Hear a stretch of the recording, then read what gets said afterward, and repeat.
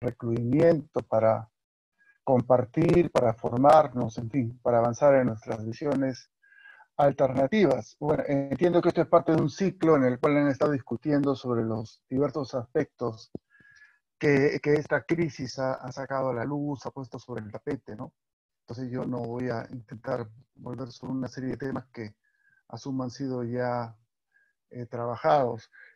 Y el tema de esta conversación tiene que ver sobre todo con los movimientos sociales, movimientos de trabajadores, derechos, en fin, lo que está por ahí implicado por la crisis, ¿no? En fin, entonces directamente algunas ideas en esos terrenos, ¿no? Y creo que lo primero que llama la atención a nivel de lo que estamos viviendo en el Perú y en el planeta es que la crisis ha sacado a la luz la enorme precariedad de las sociedades contemporáneas, ¿no? Todas, casi sin excepción, ¿no? Precariedad que tiene que ver, pues, con el modelo económico, social, político que se ha venido implementando en las últimas décadas, ¿no? Países como el nuestro han resaltado, han puesto por delante una y otra vez el hecho de que en los últimos años, las últimas décadas, se ha reducido significativamente la pobreza extrema. Sin embargo, lo que no han mencionado, y sí lo mencionan instituciones como la CEPAL, es que en tanto han disminuido pobreza y pobreza extrema, lo que ha crecido en América Latina, lo que ha crecido en el Perú es la precariedad, es decir, esta condición de personas, de familias, que están apenas por encima de los niveles que califican como pobreza, que ya no ganan 10 soles, sino 12 soles, para poner una cifra cualquiera, ¿no? Pero que dadas sus condiciones contractuales, sus condiciones sociales, fácilmente ante cualquier evento catastrófico, y para eventos catastróficos, CEPAL, por ejemplo, alude a enfermedades, a una pérdida de empleo, a una catástrofe natural, y en este caso estamos realmente en una catástrofe, fácilmente en plazos muy cortos de tiempo, estas personas, estas familias, vuelven a caer por debajo de la línea de pobreza. No se han hecho estudios, y obviamente no se van a hacer, probablemente no hay tiempo para eso en este momento, ¿no? Pero estoy absolutamente convencido que en las últimas 3 semanas, en el Perú, como en la mayoría de países de América Latina, la pobreza ha crecido, ¿no? La pobreza ha crecido por este desplazamiento de miles, cientos de miles, quizás millones de personas, de la precariedad a la pobreza. Nuestro amigo Oscar Dancourt, me parece, de los que he estado opinando sobre estos temas últimamente, Oscar Dancourt mencionaba que probablemente un 30% de los que tenían empleo antes de la declaratoria de la emergencia hoy día están sin empleo, han perdido el empleo, ¿no? Bueno, y esto no solo en el Perú, no solo en los países que estamos eufemísticamente en vías de desarrollo o algo así, sino en el norte desarrollado, ¿no? En España hablan también de millones de empleos perdidos, creo que para Europa están calculando 20 millones. En Estados Unidos se ha visto la noticia, están las estadísticas ahí en el New York Times, de cómo las solicitudes del seguro de desempleo se han decuplicado, se han multiplicado por 10 en los días posteriores a las declaraciones de estado de emergencia en los distintos estados que han declarado esta situación, ¿no? Entonces, un primer rasgo que yo quisiera llamar la atención es el hecho de que la crisis ha puesto sobre la mesa algo que no es que no existía, ha sacado a la luz o ha puesto los reflectores sobre un fenómeno que ya estaba siendo mencionado, que ya estaba siendo detectado, pero que había sido sistemáticamente escamoteado, que es ese tema de la precariedad de las sociedades contemporáneas y en particular de la sociedad peruana. Precariedad laboral que arrastra consigo todas las otras precariedades, precariedad sanitaria, precariedad de hábitat, precariedad de movilidad, de medio ambiente, etcétera, etcétera, ¿no? Entonces, si algo sale a la luz es este asunto de la precariedad, por un lado. Y por otro lado, el otro tema que sale a la luz, estaba pensando esta mañana, viendo un poco el mapa, viendo estos mapas sobre estadísticas, pensaba un poco qué está pasando en el planeta en su conjunto en términos de la relación sociedad-estado, ¿no? Y si algo es común a todas las sociedades, casi sin excepción, seguramente hay alguna excepción, es que las sociedades han tomado conciencia, digamos así, o se han dado cuenta de lo importante que es tener Estado, ¿no? Este, el otro día en una conversación similar a esta usaba una frase que tiene inspiración hobbesiana, pero que hay que entenderla en otro contexto ahora, ¿no? Sin Estado estamos muertos, ¿no? En la visión de Hobbes, porque nos estaríamos matando entre nosotros, ¿no? Lo cual no deja de tener algo de verdad también todavía hoy, pero en una versión más contemporánea, porque sin un Estado, es decir, sin una institucionalidad que articule, represente, negocie los distintos intereses y encare los distintos desafíos de sociedades tan complejas como las sociedades contemporáneas, fácilmente nos devora pues cualquier fenómeno, este bichito indefinible, esto que nadie sabe muy bien si pertenece al reino de la vida o no, este virus, ha puesto en crisis todas las sociedades, en la medida en que no ha encontrado estructuras capaces de frenarlo, de controlarlo, en fin, ¿no? Y para eso se apela de manera general al tema del Estado, ¿no? Entonces hemos escuchado a gobernantes de derecha, como el presidente de Francia, Macron, hablando que ya no puede ser en los niveles de abandono, desprotección, necesitamos un Estado fuerte. Hemos visto medidas bastante coherentes y radicales en estados muy fuertes, discutibles incluso en términos de su nivel de autoridad, aunque parece ser con bastante legitimidad en sus sociedades, caso China, Corea del Sur, Vietnam. Y aquí en América Latina, pues los que mejor están respondiendo son los que más intentan, cada uno con sus peculiaridades, apoyarse en estructuras estatales que ciertamente están bastante maltrechas, ¿no? Entonces creo que estos dos rasgos me parecen importantes para discutir el tema de las implicancias de la crisis sobre las sociedades, ¿no? El tema de la precariedad como rasgo transversal a nuestras sociedades. Hay grupos particularmente precarios, particularmente vulnerables, ¿no? Por la acumulación de factores históricos, culturales, ¿no? Obviamente estamos pensando en primer lugar en el tema de las mujeres acosadas pues, desde distintos frentes en esta crisis, incluyendo el patriarcado y la violencia, pensando en los pueblos indígenas, en los diversos grupos que reivindican diversas identidades en el contexto de esta sociedad, etcétera, ¿no? Y por otro lado, como digo, el tema del Estado, ¿no? O sea, la idea de un Estado garante de derechos es una idea tan vieja, ¿no? Tan básica, ¿no? Tan moderna en el sentido clásico del término, y tan maltratada y tan venida a menos en los últimos años, en los cuales los estados han tendido a reducirse a ser protectores de la propiedad privada y del orden público, ¿no? El estado guachimán nocturno, como decía un filósofo, un politólogo norteamericano, como ideal al que había que caminar saliendo de estos estados pues, supuestamente intervencionistas, controlistas, que se habían desarrollado en la segunda mitad del siglo XX. Bien, yo creo que ahí hay parte de la agenda, ¿no? Pero creo que antes de entrar a los movimientos sociales como tales, creo que también esta crisis nos desnuda muchas cosas, nos recuerda algunas cosas fundamentales, ¿no? Hay un texto muy bueno de Álvaro García Linera que está circulando desde ayer, anteayer, entre nosotros, que es una conferencia que dio en una universidad argentina, creo que el 30 de marzo, o sea, muy reciente el texto. Y entre las muchas cosas interesantes y profundas que dice, una que ha llamado la atención a varios, a mí, entre otros, es la importancia que le da al cuerpo, cómo esta crisis nos recuerda que somos cuerpos, ¿no? Que somos cuerpos, que somos biología, que somos lo más básico, ¿no? Que ahí somos igualitos que cualquier otra especie animal, células, ADN, etcétera, genomas, etcétera, interactuamos con otros cuerpos, incluso microcuerpos, y que ahí se define nuestro destino antes que en las grandes discusiones políticas y filosóficas, ¿no? Somos cuerpos, pues, pero somos cuerpos en acción, somos cuerpos que producen, ¿no?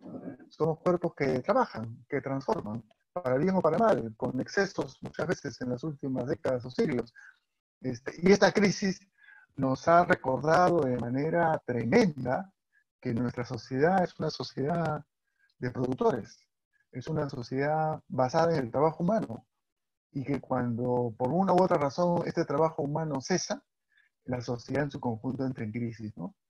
Este, seguramente varios de ustedes, en particular Anaí, que está participando de esta actividad también, hemos leído pues estas ideas de que la sociedad postindustrial, el trabajo es una cosa del pasado, etcétera. Bueno, parece que no están del pasado, ¿no?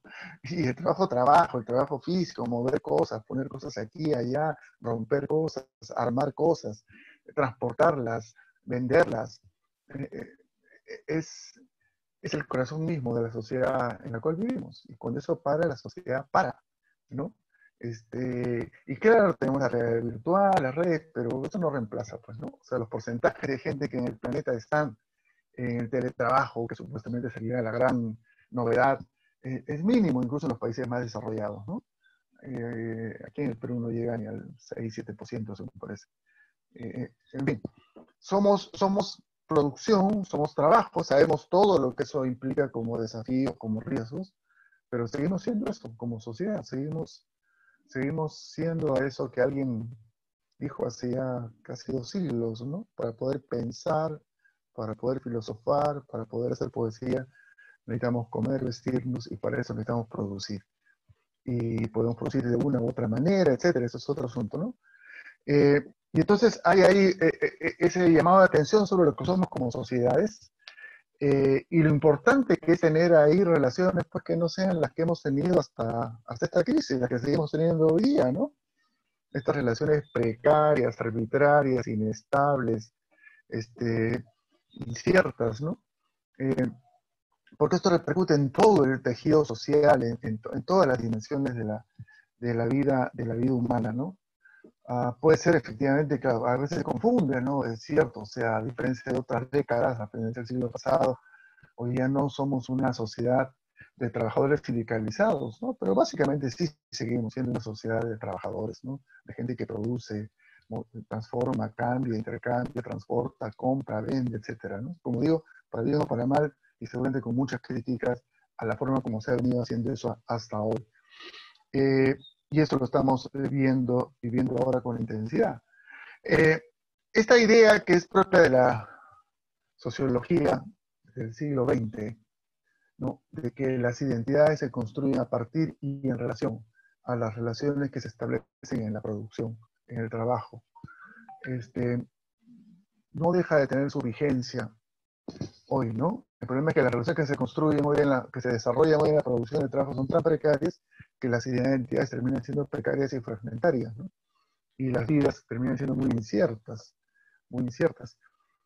Y ahora estamos pagando los costos de eso, ¿no?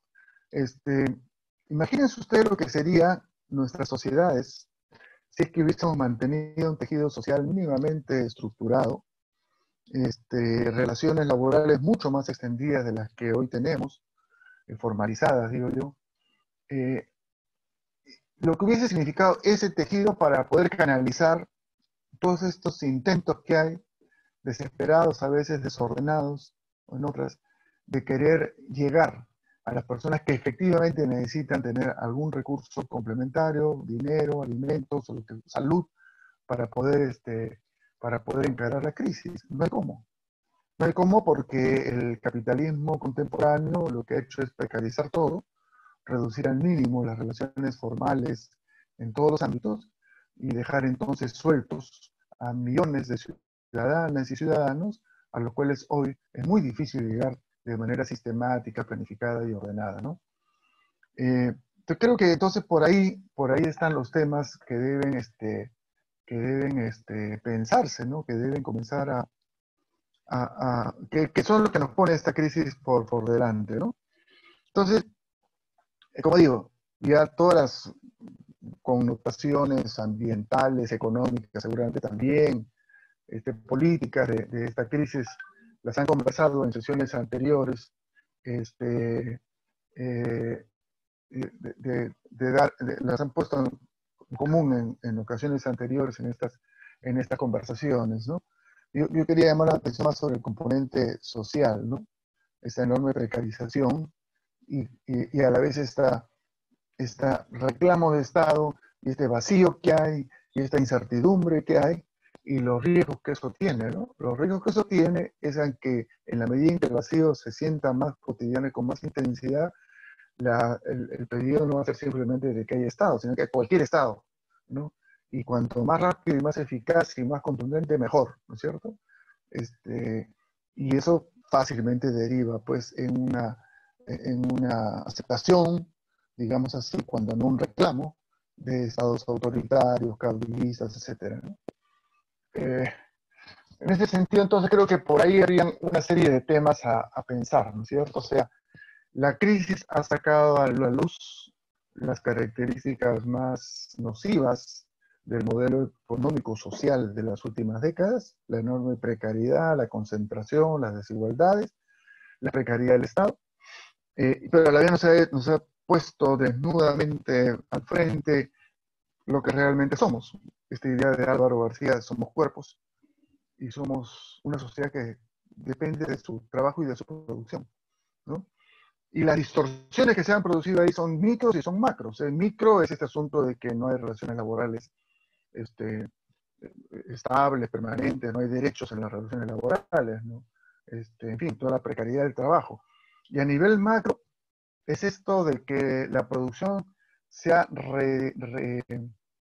reubicado en el planeta, se ha vuelto global, estas cadenas globales de producción que en nombre de la eficiencia, de la especialización, se han ido promoviendo y desarrollando, normalmente muy monopolizadas, y entonces hay países que, como el nuestro, que lo que hacen es sacar piedras, chancarlas y mandarlas afuera, y otros países son los que se encargan de producir todo lo demás, ¿no es cierto?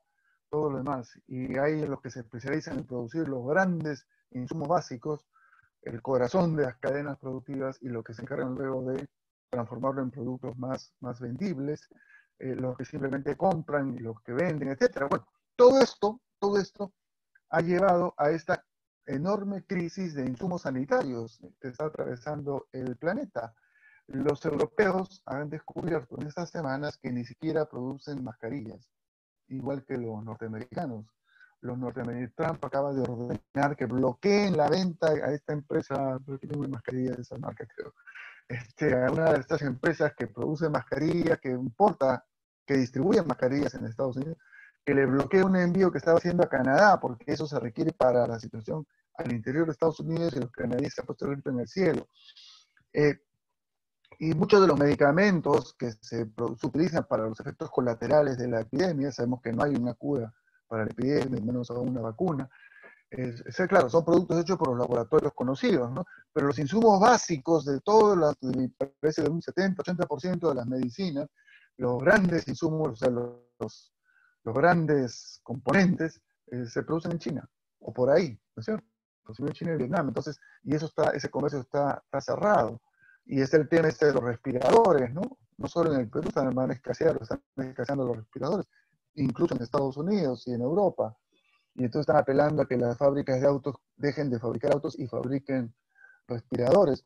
Entonces, estas cadenas productivas que se presentaban en el mejor momento de la globalización como la solución perfecta en el marco de un mercado global perfecto, en el cual se lograba el máximo de economía de escala, etcétera, etcétera, etcétera, eso resulta que es tremendamente precario, ¿no es cierto? Tremendamente precario cuando en un aspecto, en un punto, esa cadena se corta o cuando surgen problemas como el que los que estamos encarando en estos momentos, ¿no?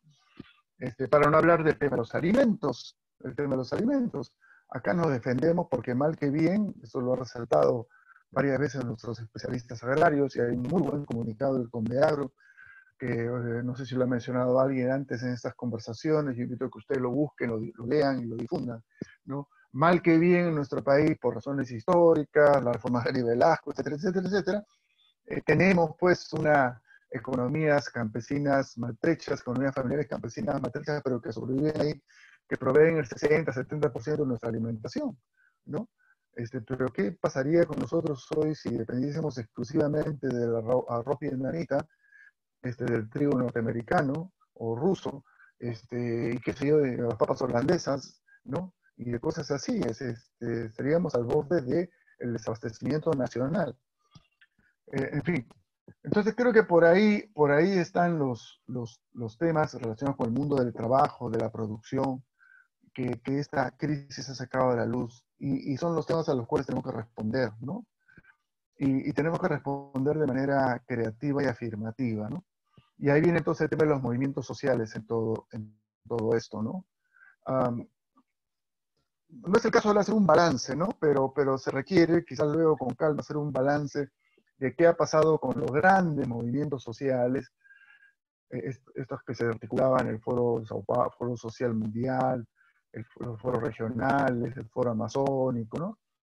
¿Qué ha pasado con estos movimientos en las últimas décadas, ¿no? Da la impresión que habrían perdido un poco de vitalidad en general, por lo menos en América Latina, que además era el principal escenario de desarrollo de estos movimientos. Sin embargo, hemos visto emerger otros movimientos sorprendentes, muchos de ellos en otras latitudes, particularmente Europa y Norteamérica han visto, y hemos visto algunos movimientos más específicos en nuestro continente también, movimientos relacionados con demandas democráticas, movimientos de cuestionamiento del modelo económico. Ahí el más importante ciertamente es el enorme, multitudinario movimiento social chileno, ¿no? Este, y también los movimientos que se expresan en algunas elecciones, en algunas votaciones, como el caso de Argentina. Entonces, en ese contexto, creo que una primera cosa a señalar es que ha habido una respuesta rápida, positiva, sin muchas posibilidades ciertamente de acción, porque su acción no suele ser más bien callejera, pero una respuesta importante de los movimientos sindicales, ¿no? La defensa del trabajo y de los pocos derechos que quedan en el trabajo ha sido planteada con bastante claridad en varios lugares del planeta, eh, y ha sido planteada con fuerza en América Latina y en nuestro país, ¿no? Uh, y en general, con algunas excepciones, en general ha habido respuestas positivas, una suerte de diálogo, interacción entre los estados, los gobiernos y estos movimientos sindicales, ¿no? No es el caso de comentar cada una de ellas, ciertamente hay lugares donde esto fluye más por el tipo de gobierno que tiene, ¿no? Los dos ejemplos me parecen más interesantes en este terreno es el caso español, donde hay un programa frente a la crisis o medidas frente a la crisis que tienen un fuerte componente pro-laboral, pro-sindical. Y el caso argentino, ¿no? El cual se explica básicamente por las características del gobierno que está ahí, ¿no es cierto? Del gobierno Fernández, que es un gobierno peronista, y si algo tiene el peronismo, para bien y para mal, es esta enorme presencia del movimiento sindical social organizado argentino. Eh, Acá no ha habido, conatos de diálogo, han habido algunas medidas, algunas intenciones, pero esto es una pelea de todos los días, ¿no? Y ahora estamos entrando en el Perú a una segunda fase en la cual lo que están arreciando más bien son las agresiones, ¿no? Los despidos, o sea, las empresas, y no estamos hablando de las pequeñas, medianas empresas, estamos hablando de las grandes empresas, las empresas que hacen las grandes ganancias en este país, aguantaron a regañadientes los primeros 15 días de licencia como vos a ver, a pesar que intentaron meter este mecanismo de las vacaciones, pero en fin, eso fue frenado, y ahora están otra vez a la carga, planteando ya despidos por paralización absoluta, como dicen ellos, y en todo caso ofreciendo negociar el tema de las vacaciones. Entonces, ahí hay una pelea que dar. Pero ha habido esta presencia, ¿no? El movimiento sindical, algunos sectores sindicalizados, o más que sindicalizados, laborales, que han tenido poca visibilidad, algo han logrado, las trabajadoras del hogar, por ejemplo, algo se ha mencionado de ellas.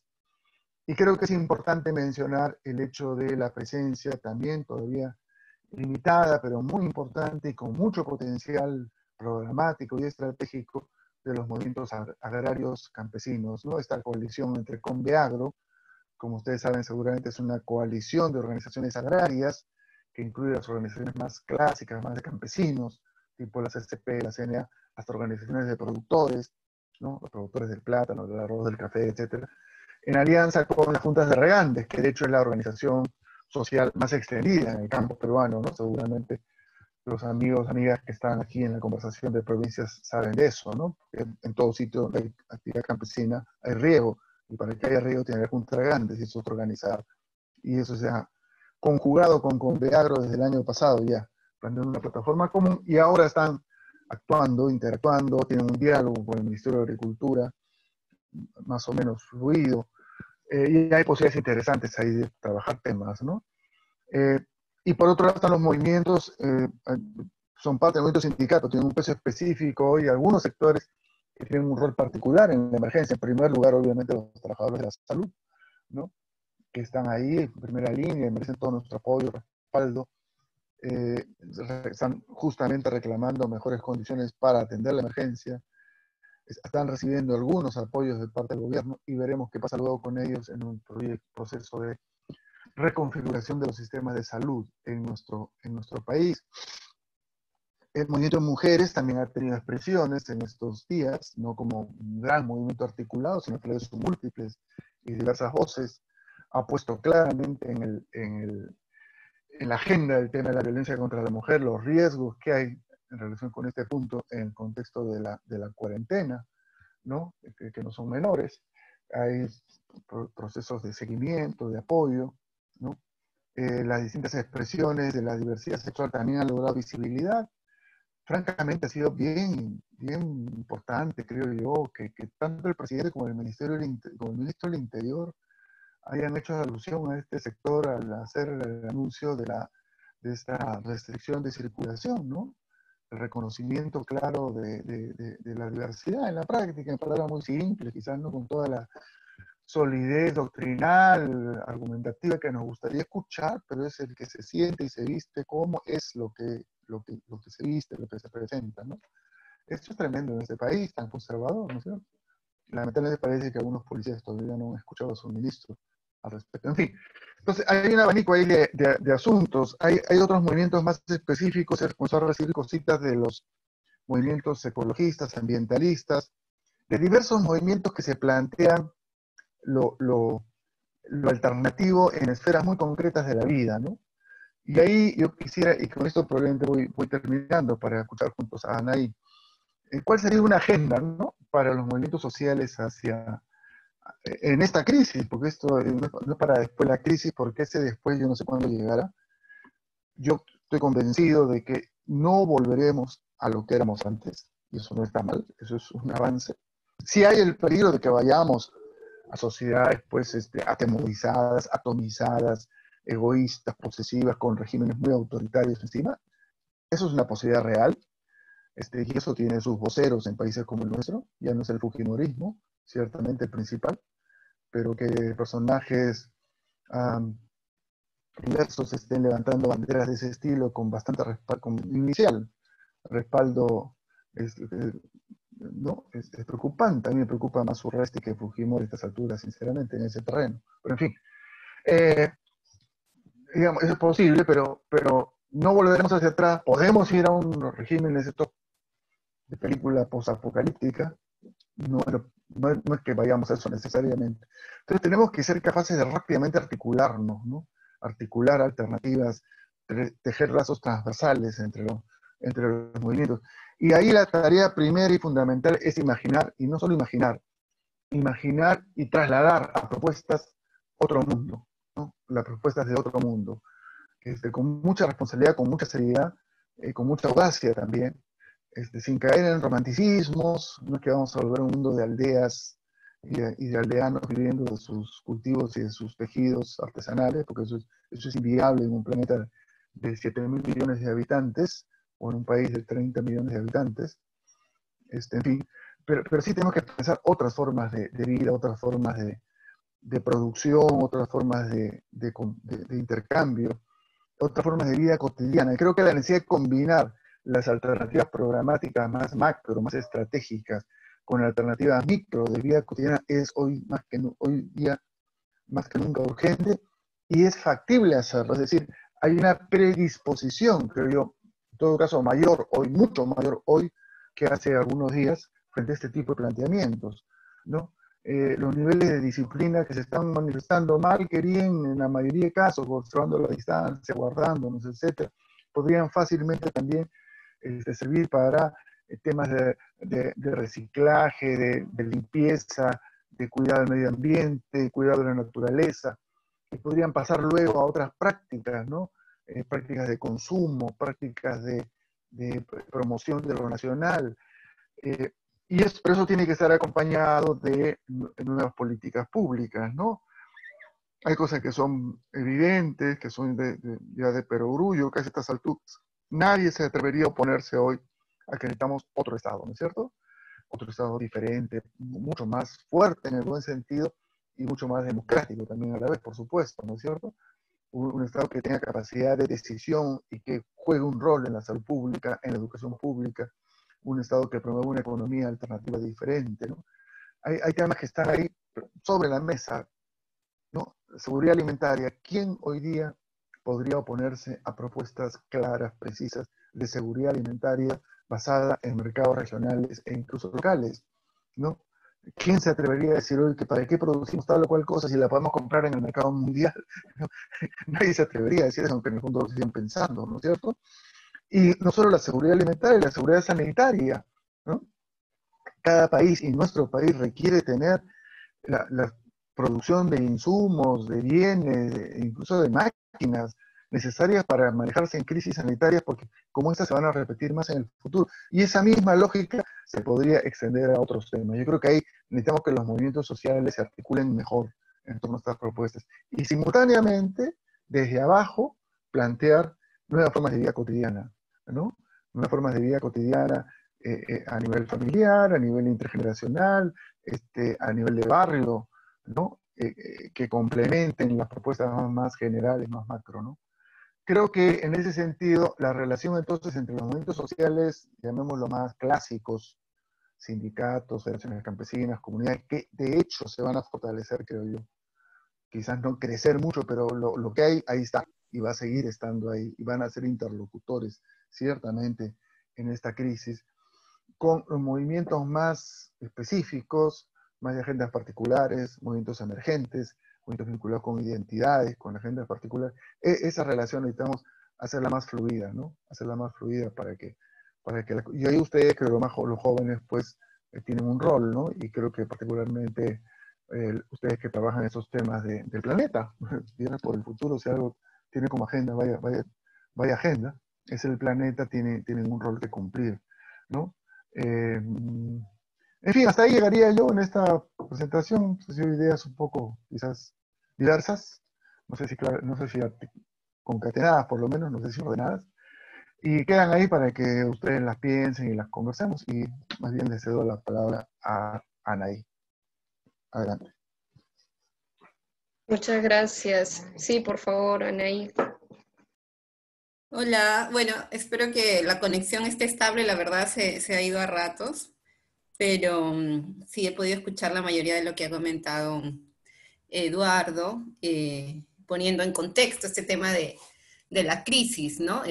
Yo tenía preparado algo un poco más por un lado teórico para precisar de qué hablamos cuando hablamos de movimientos sociales, por un lado, qué tan vigente esta categoría para lo que estamos viviendo hoy, qué tan vigente estará cuando pase esta pandemia que, como bien mencionaba Eduardo, va a cambiar aspectos sustanciales de organizar la vida, la producción, el trabajo, el rol del Estado, ¿no?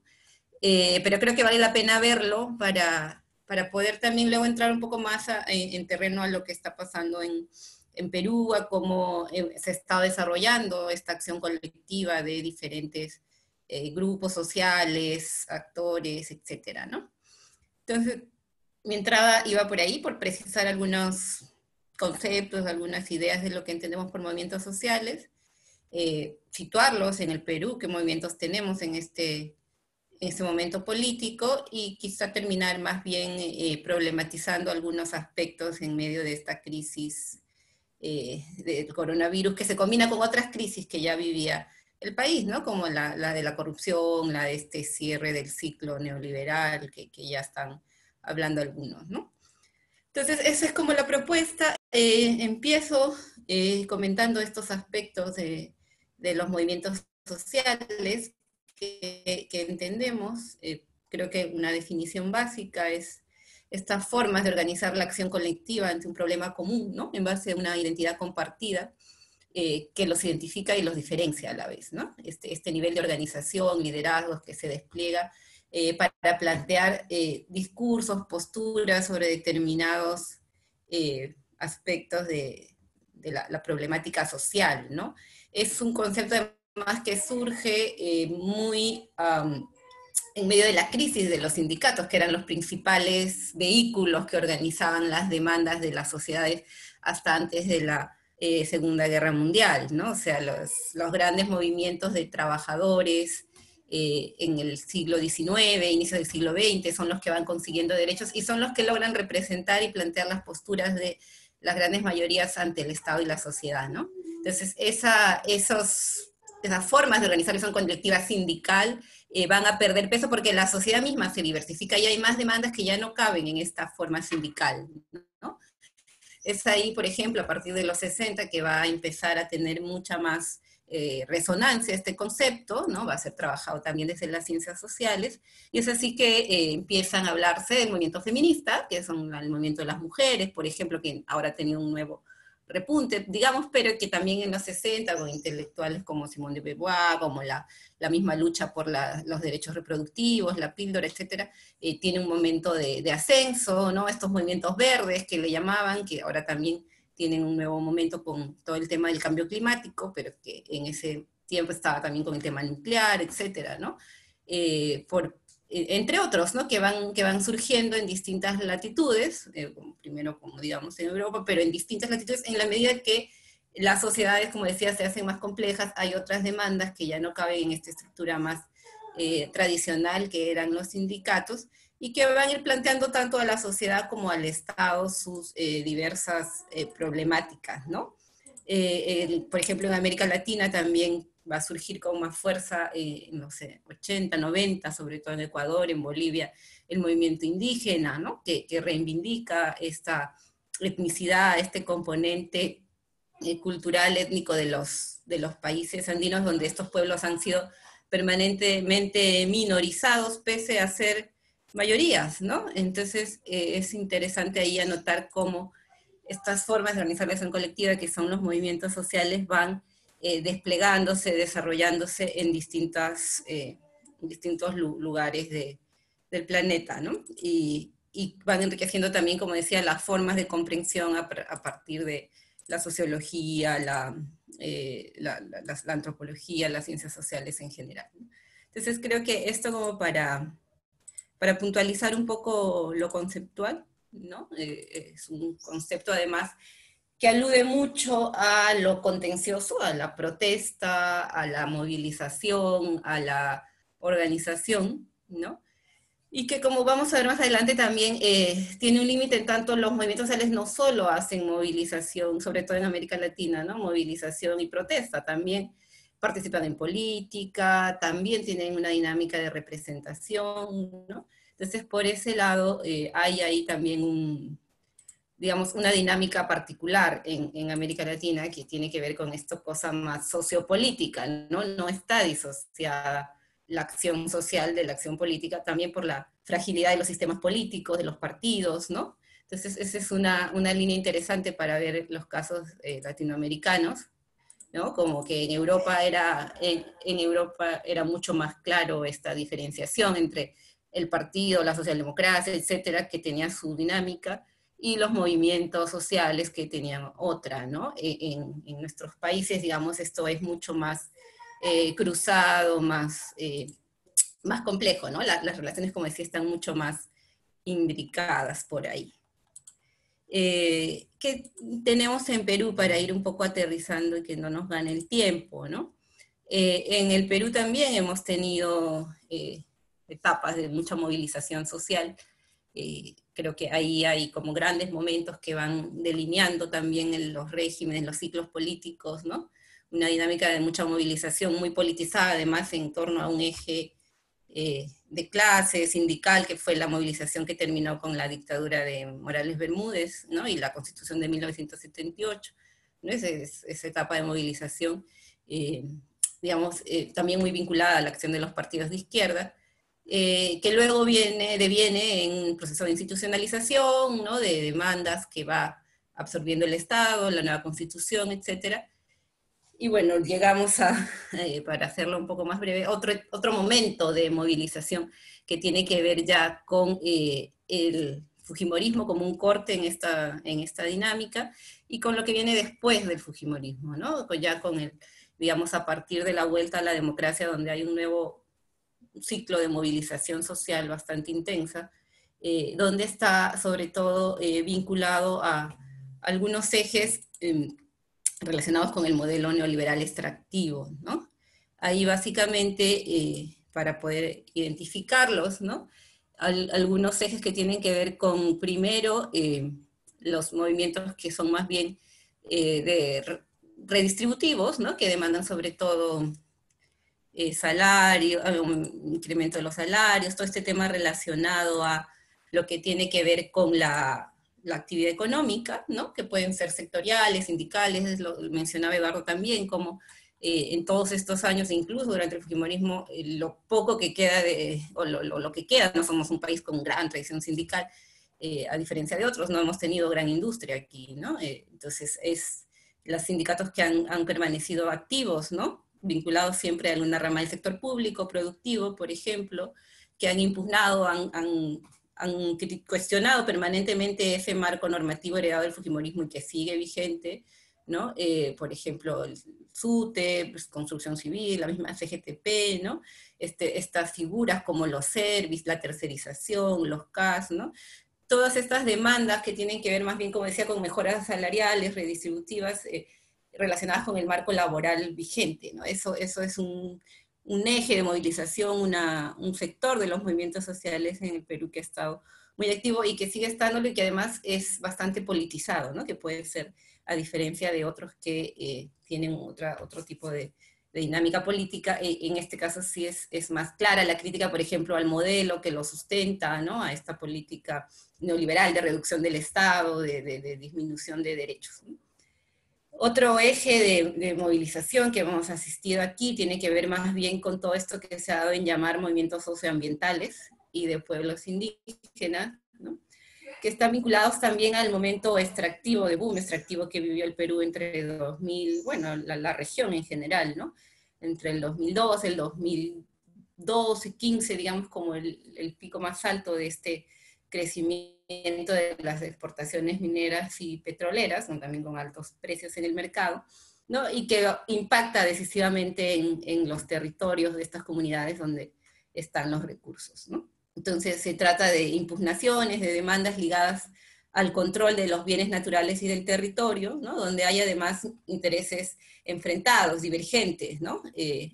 Por un lado, las comunidades, pueblos indígenas, comunidades campesinas, etcétera, que demandan al Estado el respeto de sus territorios, o también políticas de redistribución, ¿no? Entonces estas movilizaciones, ¿no? Se han organizado ensayando distintas estructuras organizativas, redes de solidaridad, liderazgos, ¿no? También han tenido en algunos casos un componente étnico muy fuerte, por ejemplo, lo que fue toda la lucha de los paros amazónicos, ¿no? En 2009, que terminó con los hechos de Bagua, o la conga en Cajamarca. Entonces, este tipo de movilización bastante intensa que se ha vivido hasta más o menos, bueno, lo último que hemos tenido con el proyecto Tía María, ¿no? Que impugnan o que cuestionan el corazón mismo del modelo, ¿no?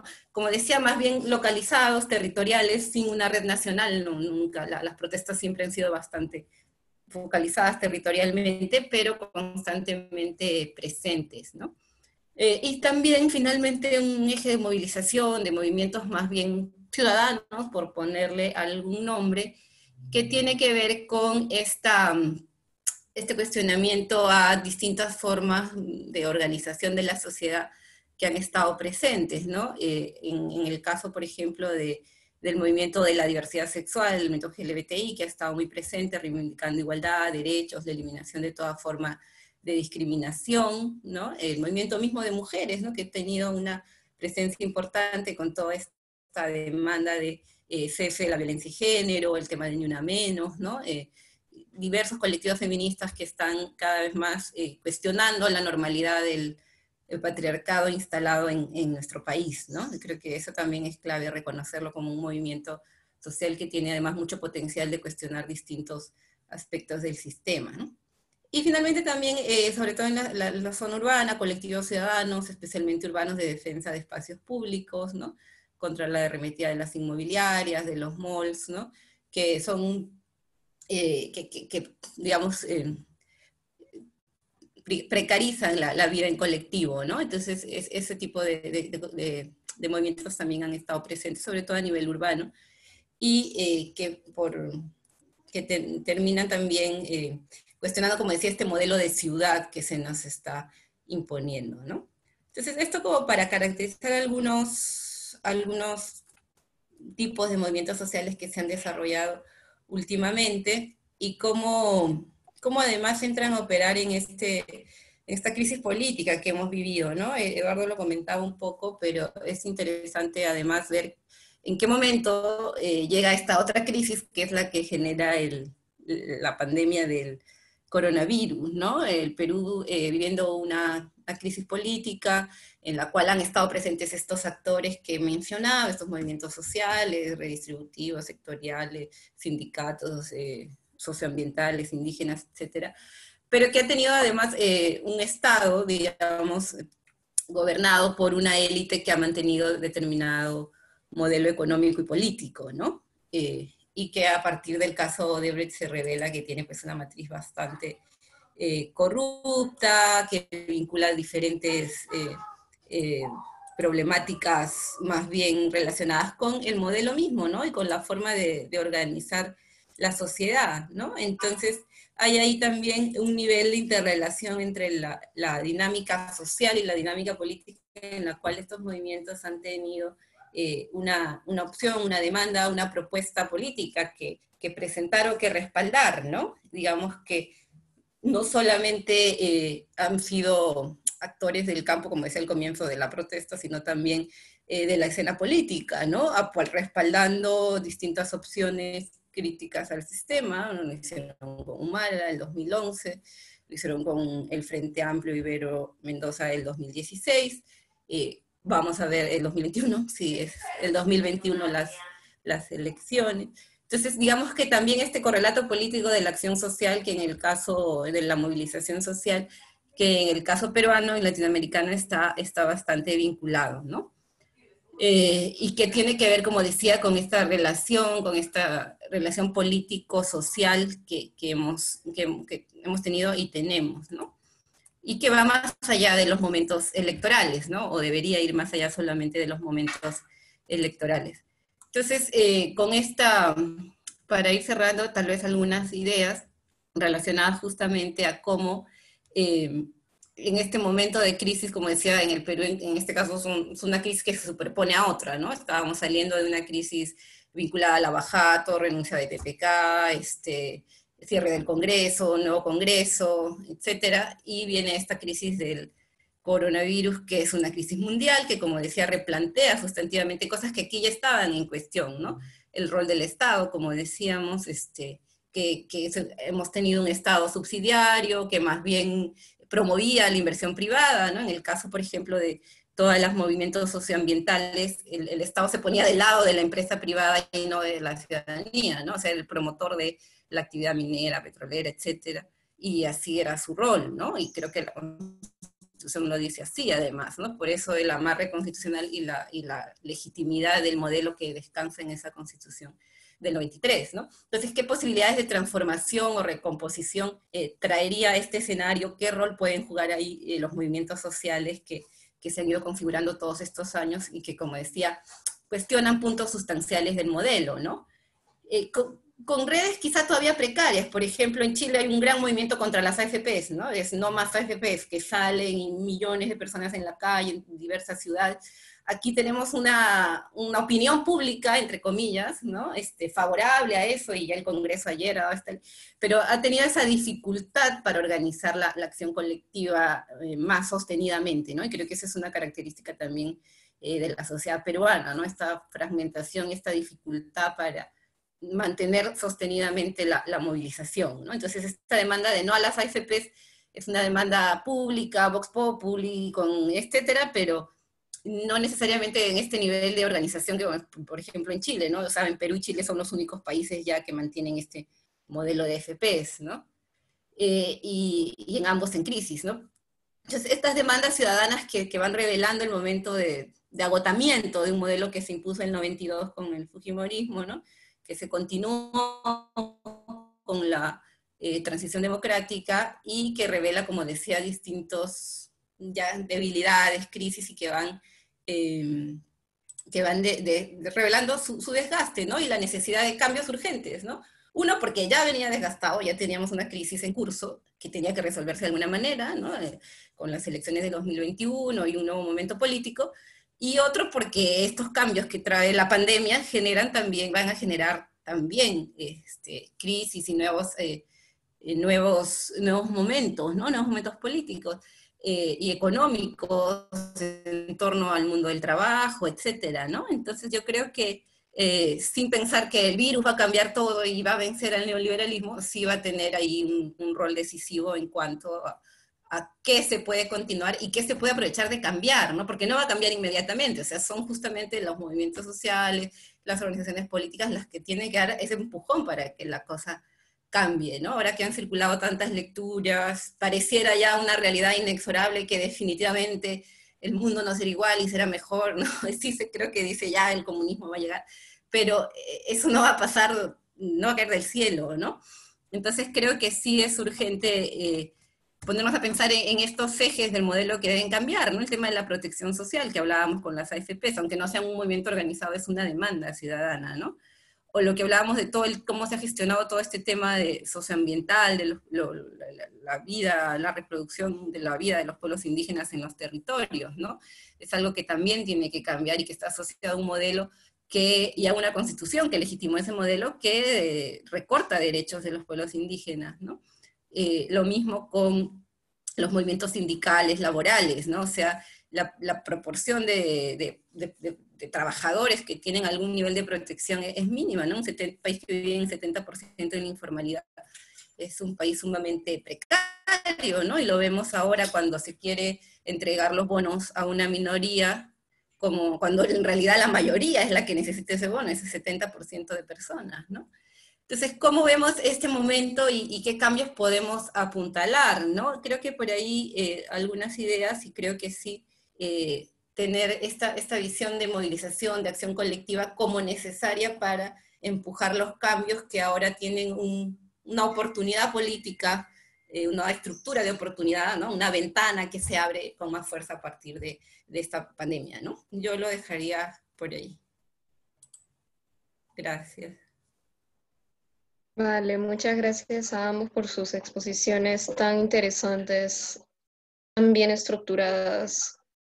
Voy a pasar a hacer síntesis. Ha sido bastante interesante.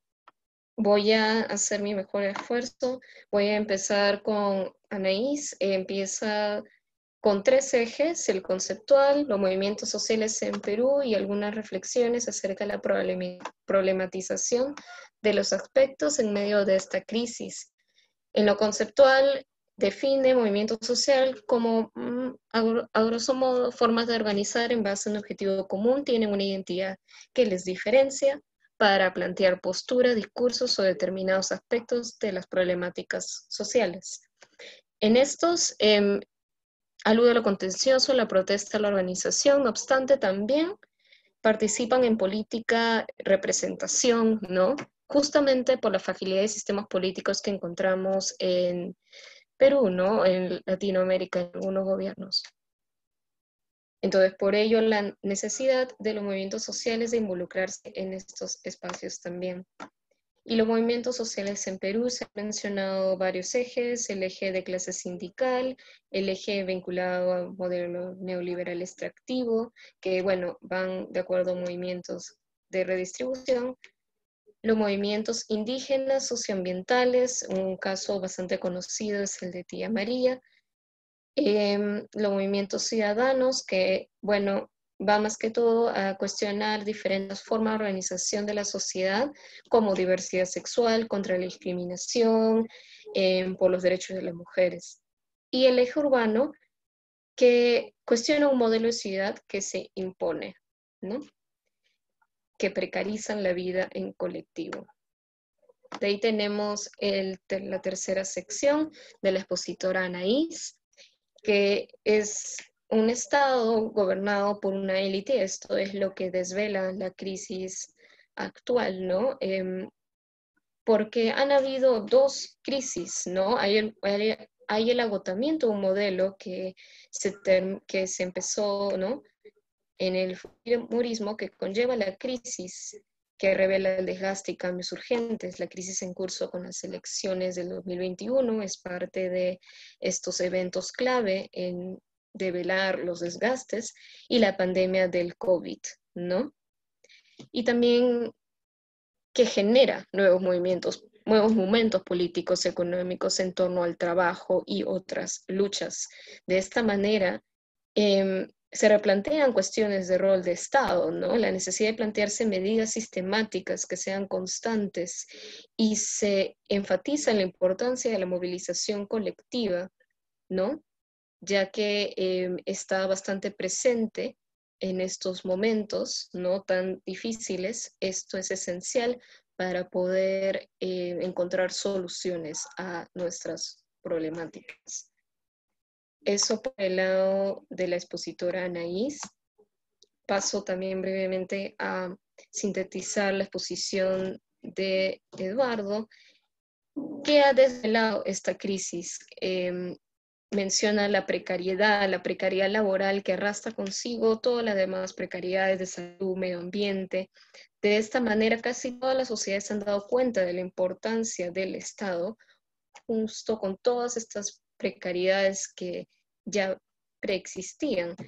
Las vulnerabilidades de esta manera se acentúan, y el Estado debilitado se ha encontrado en esta crisis que nos afecta globalmente.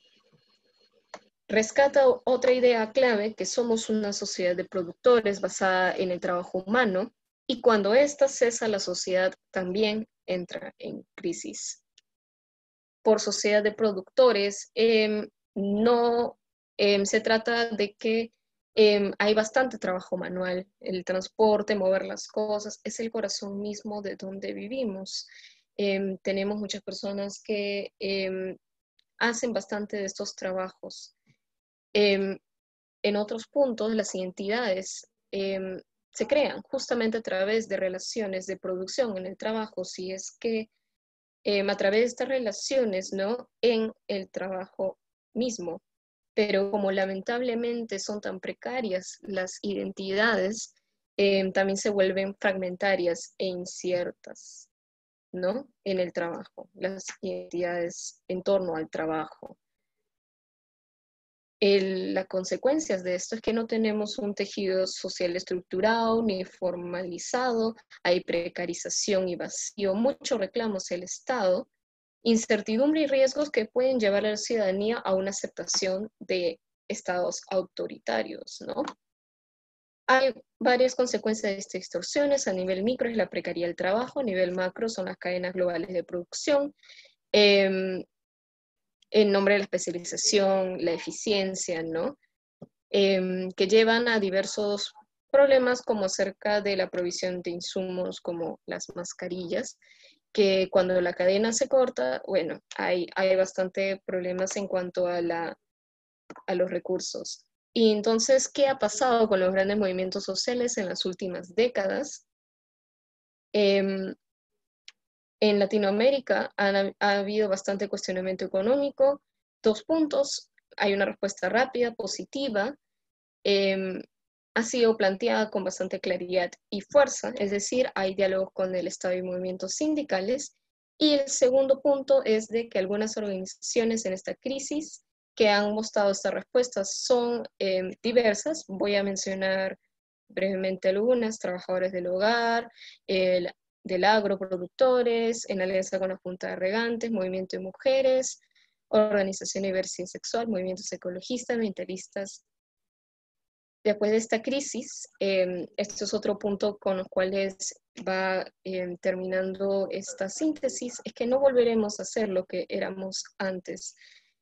Es importante rápidamente articular alternativas, tejer trazos transversales imaginar y trasladar las propuestas de otro mundo, tratando de ser realistas, ¿no? Coordinar lo macro con lo micro, y promover un Estado más fuerte y democrático que proponga alternativas diferentes. Muchas gracias nuevamente por sus exposiciones. Han sido muy bien expuestas.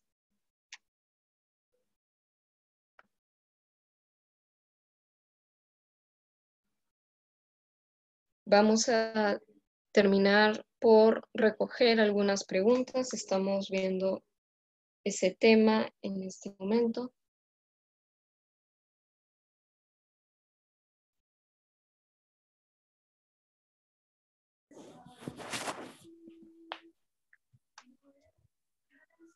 Muchas gracias, Carla, por la síntesis.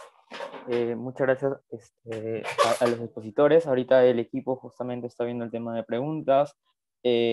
Invitaría, Doris, ¿estás? Porque veo que planteaste una pregunta, quizás puedas plantearla a micrófono abierto. Te pedimos si por favor podrías prender tu micro para que puedas plantear tu pregunta. Por favor, Doris. Sí, Gidi, aquí estoy. Gracias, Bueno, Doris. la Adelante. pregunta era porque se está hablando o Eduardo habló de construir una nueva agenda, ¿no?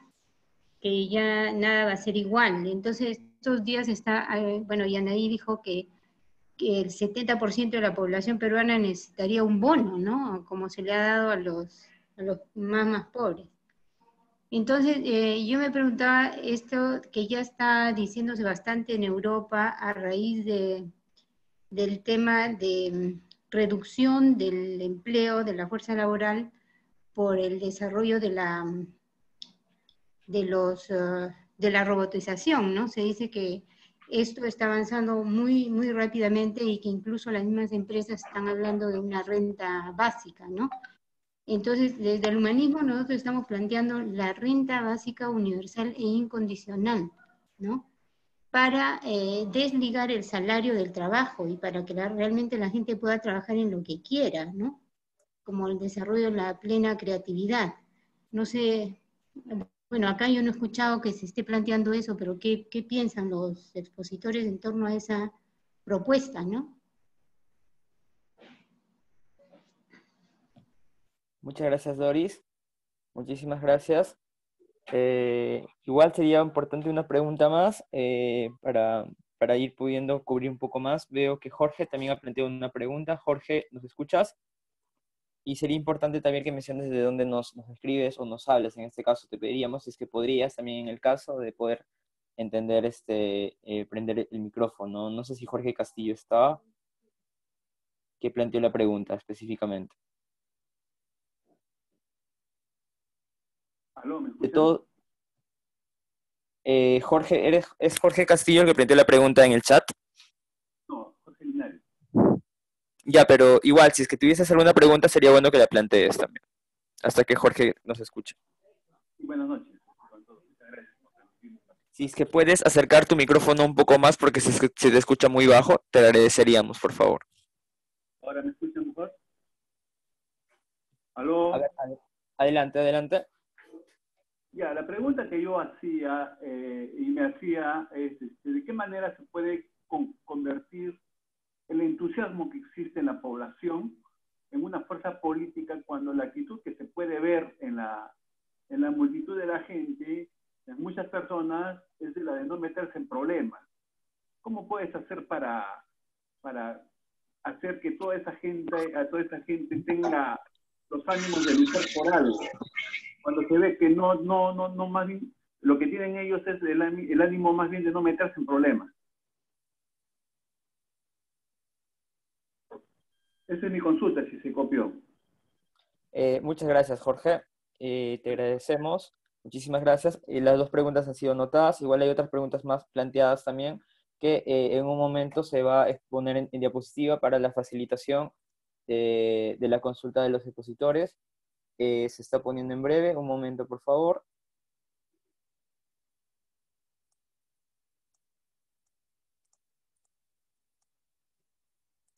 Bien, entonces estaré compartiendo pantalla en un momento y empezaríamos con la respuesta de Eduardo en un momento, por favor.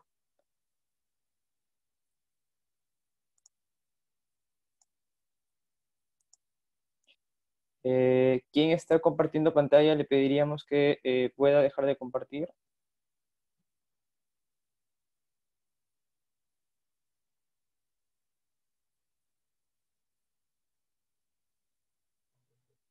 Esa gente. Le pediríamos, por favor, que nuevamente no hagan eso. Muchas gracias.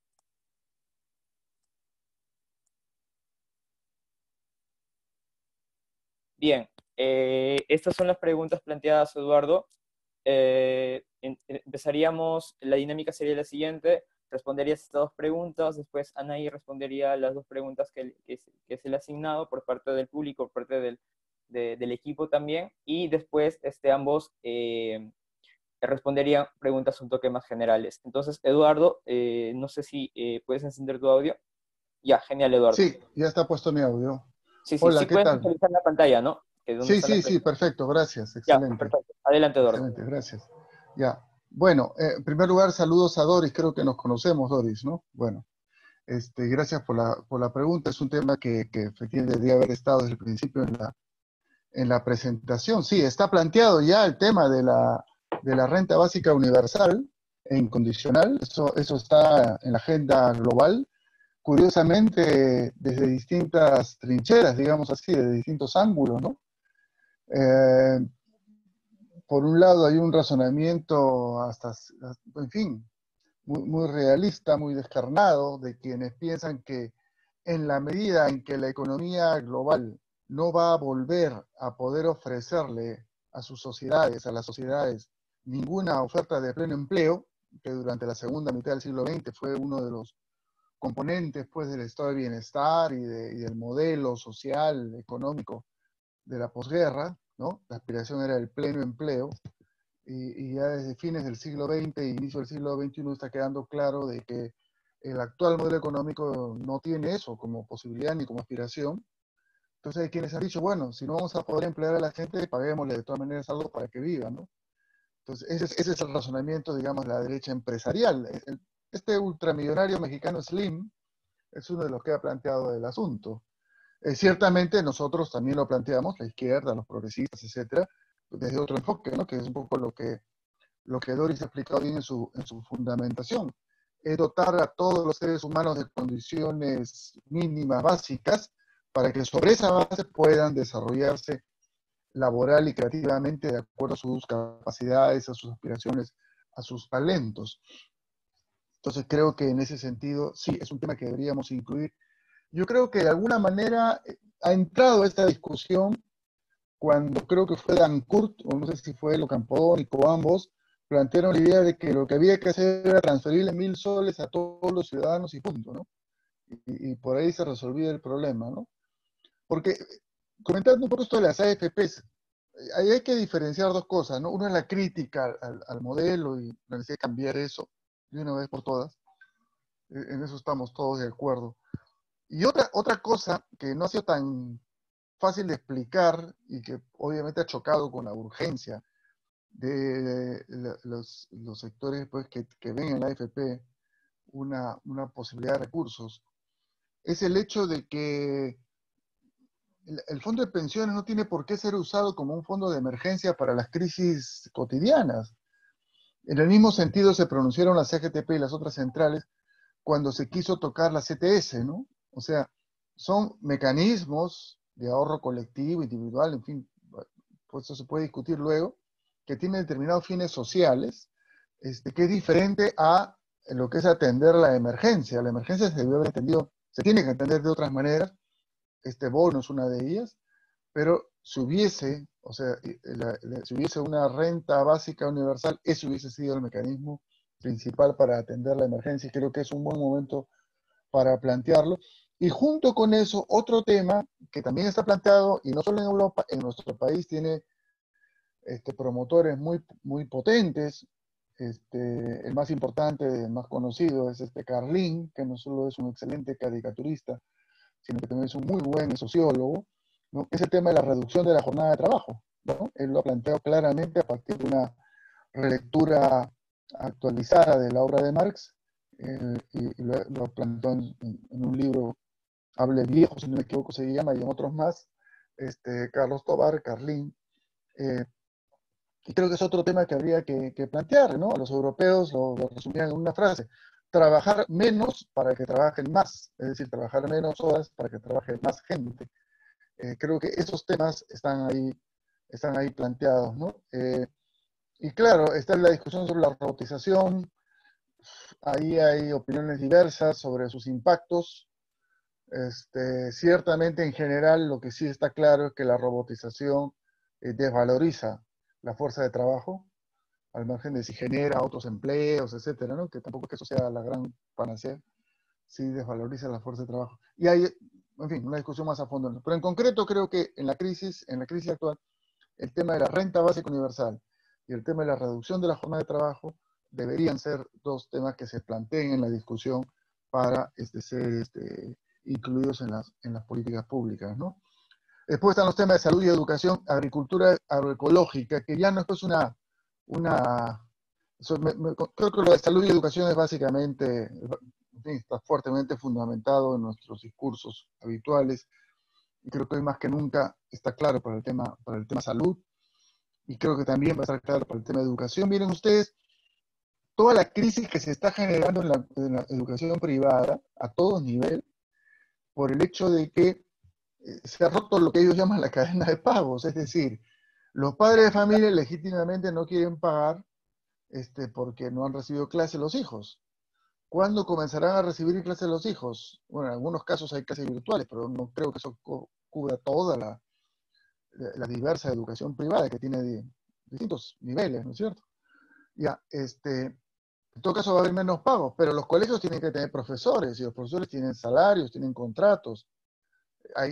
Claro, hay casos que se paga por hora dictada, ¿no? Que es el sistema más sobreexplotador que existe.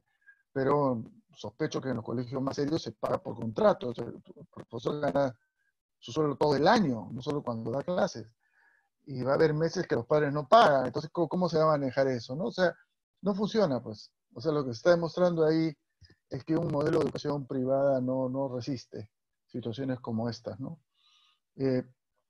Y para terminar, el asunto dos asuntos. La agricultura agroecológica ya no es pues una demanda de grupos, pues una propuesta que se reduce a ser planteada por grupos medios marginales, etcétera, ¿no? No, es un tema que está entrando cada vez más en la agenda. Hay esta conexión fuerte, que ustedes la han trabajado ya, entre esta agricultura industrializada y las epidemias, ¿no? No necesariamente vienen de los vampiros los virus, ¿no? Hay virus que vienen claramente de estas grandes concentraciones, no sé si llamarlas inhumanas, animales en todo caso, de las grandes granjas, las grandes empresas de aves, cerdos, etcétera, ¿no? Entonces, la idea de una agricultura agroecológica, una agricultura de calidad, cercana a las poblaciones, para mercados cercanos, es más que nunca actual, ¿no? Y un último asunto, el mundo es contradictorio, pues, ¿no? Y si bien ha habido esta enorme carencia de liderazgo global, no hay un liderazgo global frente a la pandemia, lo cual es gravísimo, ni estatal ni supraestatal. O sea, no hay el gobernante que esté diciendo por acá y construya consensos. Cada uno está queriendo salvar a su sociedad en el mejor de los casos. Y el sistema multilateral está en crisis. Entonces, la Organización Mundial de Salud se reduce a dar algunos consejos y a pedirle plata a los sectores privados para un fondo de compensación, lo cual es francamente ridículo, ¿no? Creo que el Papa ha juntado más plata que la OMS para esas cosas, en fin, es trágico. Eso por otro lado, sí hay expresiones de cooperación muy fuertes, ¿no? Y en el terreno sobre todo de la ciencia y de la investigación, ya existían redes muy potentes en el mundo académico para compartir en tiempo real los descubrimientos, los avances. En este caso, el genoma completo del virus parece ser fue puesto a disposición a 10 días de su aparición y está siendo trabajado en múltiples laboratorios del mundo. Ciertamente eso se cruza con los intereses privados que buscan luego querer monopolizar esos descubrimientos, ¿no? Lo pescaron infragante a Trump y a su gente cuando querían comprar a un laboratorio alemán que parece ser uno de los más avanzados, sus avances, para transformarlos en una vacuna que fuese negocio privado, ¿no? Al final los alemanes se negaron y el proceso sigue su curso, ¿no? Y si se logrará algo en plazos todavía no muy precisos y será fruto de estas redes de cooperación. Ahí yo creo que hemos avanzado en ese terreno, ¿no? Pero el gran problema que hay frente a la pandemia es que no hay un liderazgo global en este momento, ni estatal, ni un liderazgo político, ni supraestatal, un liderazgo institucional, ¿no? Cada uno está buscando salvarse como puede, se levantan fronteras, se intentan construir fronteras, e incluso se generan se exacerban, ¿no? Estos fenómenos de xenofobia y racismo que son tan perniciosos y tan peligrosos. Hasta ahí llego, gracias. Muchísimas gracias, Eduardo, muy esclarecedor todo lo que nos mencionas, ¿no? Recordarle a los participantes que el día de mañana también tenemos otra sesión que la temática va a ser ecofeminismo, también va a estar muy bueno, y recordarles que siempre iniciamos a la misma hora. Voy a pasar ahorita la pantalla para las preguntas para Anaí. Entonces, Anaí, ¿estás con nosotros?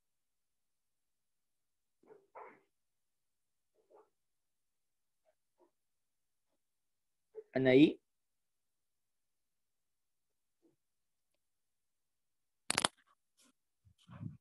Anaí, quizá puedas activar tu audio, a ver si nos escuchas. Ya, ahora sí. Ya, genial, buenísimo. Ahí está en la pantalla, en caso de que estés con computadora o en la pantalla de tu celular también, están las dos preguntas planteadas por los participantes y por el equipo. Sí, bueno, la primera pregunta yo creo que no hay una receta, ¿no? O sea, cómo convertir el entusiasmo popular en una fuerza política. No hay recetas ni fórmulas mágicas, ¿no? Menos en sociedades tan individualizadas como la nuestra, ¿no? Incluso ahora vemos en medio del estado de emergencia esta tendencia a señalar al otro, a acusar, salió de su casa y la prensa persiguiendo, ¿no? Esta actitud vigilante. Revela pues un nivel de sociedad bastante individualizada, ¿no? Yo creo que ahí es un tema de trabajo político y las organizaciones políticas y quienes tienen más claro, digamos, o tienen más esta tendencia a organizarse, a trabajar políticamente desde alguna organización, algún partido, pues la tarea de sumar a los otros, ¿no? Porque ese convertimiento, convertir ese entusiasmo, como decía, no va a salir no va a caer del cielo, no va a ser algo espontáneo, ¿no? Siempre son procesos sostenidos de trabajo político, de formación, ¿no? de acciones colectivas, conjuntas, ¿no? Que permiten justamente ver estos componentes de la crisis que revelan deficiencias del Estado, de la sociedad, de los privados, ¿no? Que evidencian estos privilegios de quienes sí pueden llevar en su casa tranquilos una cuarentena y quienes están angustiados porque tienen que salir a ganarse el día, a buscar otro contrato, etcétera, ¿no? Entonces creo que esa es la fórmula mágica, no existe por un lado, y lo que está en las manos y en las cabezas de quienes sí pueden hacerlo, ¿no? Yo creo que ese es el momento justamente de hacer este trabajo político, ¿no? Para modelos ejemplares, no entiendo bien la pregunta, si hay algún, o sea, donde se valore la fuerza laboral de los trabajadores agrarios, la salud y la educación, no sé, o sea, modelo ejemplar desde el Estado. Veo la pregunta y también sinceramente no lo entiendo bien, pero quizás se pueda cambiar un poco por mencionar, existen sistemas alternativos o propuestas alternativas donde sí se pueda valorar la fuerza laboral de los trabajadores, de los distintos sectores, ¿no?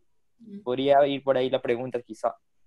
Sí, bueno, no me termina de cerrar, pero supongo que refiere a si hay algún modelo de salud o de educación que pueda funcionar mejor, ¿no? Yo creo que lo que revela esta crisis es que efectivamente sí, ¿no? Y son aquellos modelos donde lo público está garantizado como un sistema de salud de calidad universal, ¿no? Donde se le da los recursos al sector, ¿no? Los recursos convenientes, adecuados, ¿no? Ahora que estamos en la crisis salen todas las cifras que han estado ahí, que no se han querido resaltar, ¿no? O sea, el Perú ha tenido superávit fiscal, crecimiento sostenido, y nunca le ha dedicado más del 4%, 3% al sector, cuando lo que recomiendan la OMS o el promedio regional es el 6%, ¿no? Lo mismo en educación, ¿no? Nunca hemos subido del 4%, siempre entre los más bajos de la región, ¿no? Como muy acostumbrados además a estas atenciones privadas de baja calidad, ¿no? Que contienen un poco la demanda y descargan las expectativas de los sectores populares, pero que a la larga generan pues situaciones de baja calidad académica, o como ha pasado con las universidades privadas, ¿no? Yo creo que si algún modelo ejemplar o si alguna lección más que nada se debe sacar de todo esto, es que se necesita volver a lo público, ¿no? A valorar este tema de lo público como lo que gestiona el Estado para sus ciudadanos, ¿no? Y también en medio de esto lo comunitario, ¿no? Lo comunitario como esa situación para actuar por solidaridad desde la comunidad, ¿no? Con los otros, que también pueden enfermarse, ¿no? No solamente es el estado de emergencia por la represión y la coerción, sino también como un acto de solidaridad con los demás, ¿no? Yo creo que esa parte de la historia, los neoliberales locales que son tan eficientes para algunas cosas no la dicen, ¿no? Y sí creo que quienes aspiramos a otra forma de convivencia social, de gobierno, pues hay que decirlo también, ¿no? Es en estos momentos, creo yo, donde se está disputando varias narrativas, varios relatos de la crisis, hay que explicarlo también, ¿no? Eso.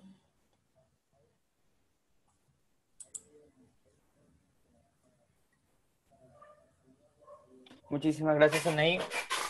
Ahora voy a pasar una siguiente diapositiva, que son 3 preguntas para ambas personas, que ha sido planteada por el grupo, y pasaría a la siguiente. Voy a actualizar aquí, creo que, a ver, sí, se ha actualizado. Un momento, iniciar presentación, y ahí está justamente lo que ha puesto el equipo, sobre todo.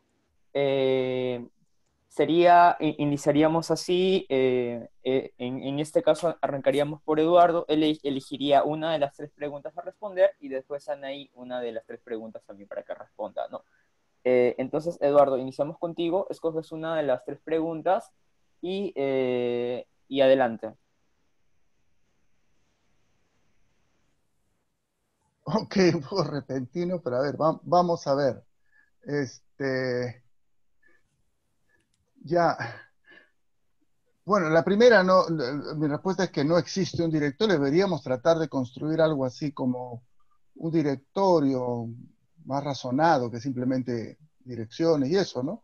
Y sería muy útil, ¿no? Tratar de identificar, inventariar qué cosas hay en este momento, por qué se mueven, cuáles son sus demandas, qué tan articuladas están, etcétera, ¿no? Anaí anda más en el mundo académico, está en San Marcos. No sé si se hacen muchas tesis sobre movimientos sociales. Creo que no, ¿no? Veo a Anaí agitar la cabeza, creo que no. En otros tiempos se hacían tesis sobre movimientos obreros, campesinos. Hay muy buenos trabajos específicos. Creo que hoy día los temas suelen ser más de gobernabilidad, políticas públicas. Por ahí andan las ciencias sociales. Y creo que habría que recuperar esto, ¿no? En todo caso, hay muchos jóvenes participando de este espacio, y yo los motivaría a que trabajen estos asuntos, ¿no? Dejo lo de la juventud para Anaí, que estamos más cerca de ese sector generacionalmente. Articular diversos movimientos para plantear sistemas alternativos. Es recomendable que esto suceda. Es recomendable, a pesar de comentarios negativos. Entiendo que hay desencuentros porque se han producido, ¿no? Entre organizaciones más, supongo que se refieren a eso, ¿no? Los sindicatos, las organizaciones más tradicionales no son tan permeables a las agendas nuevas de jóvenes, mujeres, indígenas, etcétera, ¿no? Pero yo sí creo que es indispensable encontrar espacios para esto. No voy a entrar en el detalle de esto, Eh, hay algunas cosas que se intentan hacer en el Perú, creo que lamentablemente ninguna ha caminado como debería hasta el momento, y habría que pensarlo, ¿no? Y ahí creo que espacios como ustedes podrían servir como un tercero convocante, es decir, a veces es difícil que se junten quienes han tenido algunas experiencias no necesariamente positivas, y que haya un tercero que convoque puede ser importante. Pero yo sí creo que es indispensable.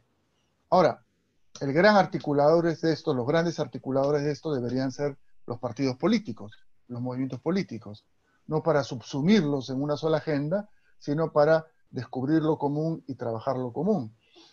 Hacemos esfuerzos, en algunos casos desde hace un buen tiempo, en otros casos más recientes. Alguna vez se acercaron algunas agendas y algunas plataformas. Creo que hoy hay una suerte de convivencia amable en el mejor de los casos, ¿no?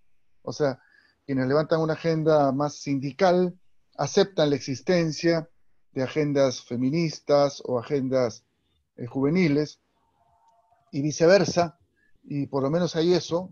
De vez en cuando en el comunicado de uno aparecen las demandas del otro o de la otra, pero de ahí a que se esté construyendo algo común, creo que todavía nos falta, ¿no? Yo creo que ese es un punto bien interesante, ¿no? ¿Qué hacer, cómo hacer para que en este país se logren, se transite de las agendas específicas de los movimientos a una agenda transversal que no disuelva los movimientos, que no los subsuma, pero que sí construya algo común, ¿no? Hasta ahí, en todo caso, mi respuesta. Muchas gracias. ¿Sigo yo? Ah, claro, por favor, elige alguna que sientas. Sí, bueno, empiezo con la que me dejó Eduardo, la de la juventud, ¿no? Yo creo que tenemos una oportunidad muy buena, ¿no? Una oportunidad abierta en realidad para que la juventud se involucre. Yo creo que en distintas coyunturas la juventud ha tenido en el Perú los últimos 10 años un rol protagónico, ¿no? Esto que fue la ley Pulpín, luego esto contra la ley del esclavo juvenil que se llamó, ¿no? Entonces creo que hay ahí una matriz de movilización, de inquietud que está presente, ¿no? Entonces creo que es clave que se involucren más, ahí creo que también hay distintas brechas generacionales que pues por la historia de nuestro país no siguen vigentes, siguen presentes, ¿no? Hay como esta brecha entre los militantes de los 70 y luego estas nuevas generaciones que pueden tener otros códigos, pero yo creo que siguen habiendo vehículos de politización, que ahí está el desafío también de cómo desde sus mismas inquietudes se van sumando, ¿no? Entonces sí me parece clave que en los distintos ámbitos de acción colectiva que se abren haya la gente más joven esté presente, ¿no? Ahora la juventud también se ha alargado, ¿no? No es joven hasta no sé cuántos años, pero es clave, yo creo que ahí ayuda mucho todas estas nuevas tecnologías que están más cercanas quizá a los jóvenes, estas conexiones que ahora se dificultan con el tema de los viajes y el cierre de las fronteras, pero que siguen abiertas a través del espacio virtual, ¿no? Creo que por ese lado hay como una mayor conciencia, creo que también menos miedos, o sea, en el caso peruano, por ejemplo, todo este discurso de no acercarse a la política, bueno, es mala, es terrorista, etcétera, parece que ya tiene menos peso. Entonces sí, creo que es una oportunidad la que se abre para ese trabajo, ¿no? Y eso en la misma línea de la segunda pregunta, que me parece importante, ¿no? Cómo articular estos distintos movimientos que hemos visto, que también identificábamos como generalmente desconectados, fragmentados, ¿no? Yo creo que esa es la dinámica misma de los movimientos, tiene que orientarse hacia ello, ¿no? Y creo que en determinados momentos lo hacen, creo que ahora la misma gravedad de la situación que estamos viviendo puede llevar a favorecer esa articulación, ¿no? Me parece que va a ser clave también las distintas presiones, incidencias que se hagan desde distintos espacios, ¿no? Desde el espacio social, político, comunicacional, ¿no? Hay ahí la necesidad por eso de sumar, de articular, ¿no? Y me parece clave que esto sea lo más nacional. Eso de mi parte.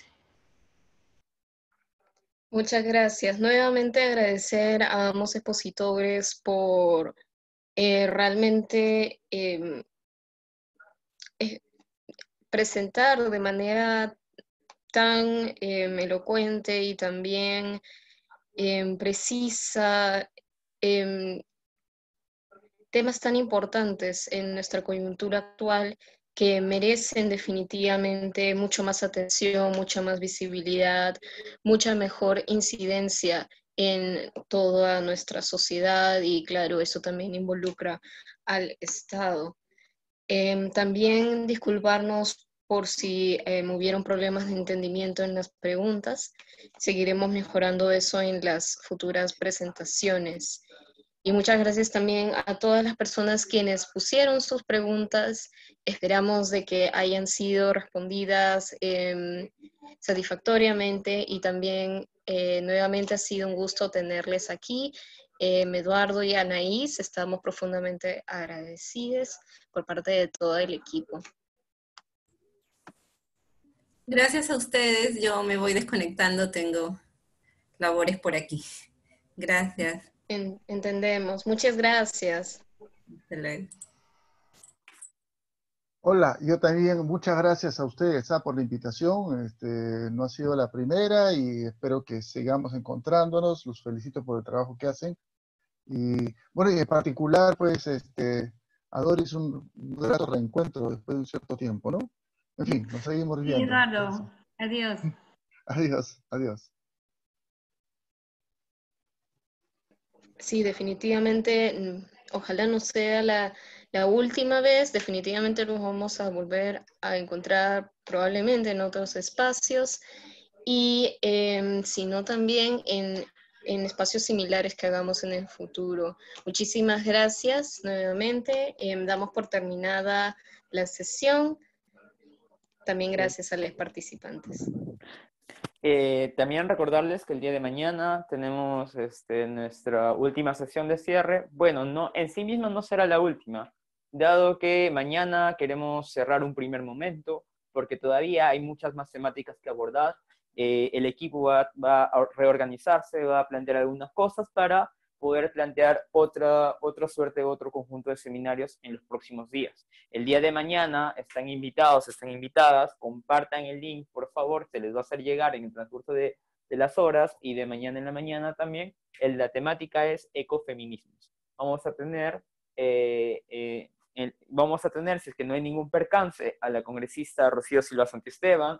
También vamos a contar con Gaela Cenes, que nos acompañó en la apertura del seminario de movimientos campesinos y de pueblos originarios, y también estamos para que nos confirme también Melania Cáceres, que es de ONAMIAP, de la Organización Nacional de Mujeres Indígenas, Andinas, Amazónicas del Perú. Sin más nada, despedir también por parte del equipo, quizá los chicos, chicas, Anthony, Dafne, que estás por ahí también, puedan, Olenka, Aranza, Cassandra, Jessica, que están por ahí, puedan decir algunas palabras que quieran compartir, también Alexa, adelante, les escuchamos y en breve ya estaremos finalizando la sesión.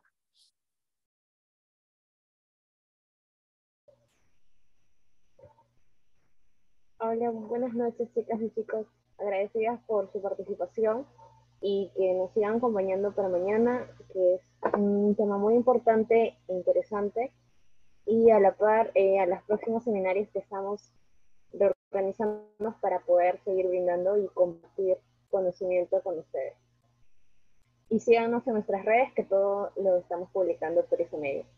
Gracias. Muchísimas gracias. ¿Quién más del equipo quisiera compartir algunas palabras de despedida? ¿Puede activar su audio, por favor?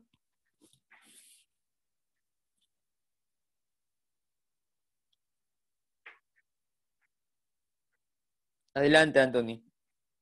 Hola, hola chicos, chicas, muchas gracias Gigi por el pase.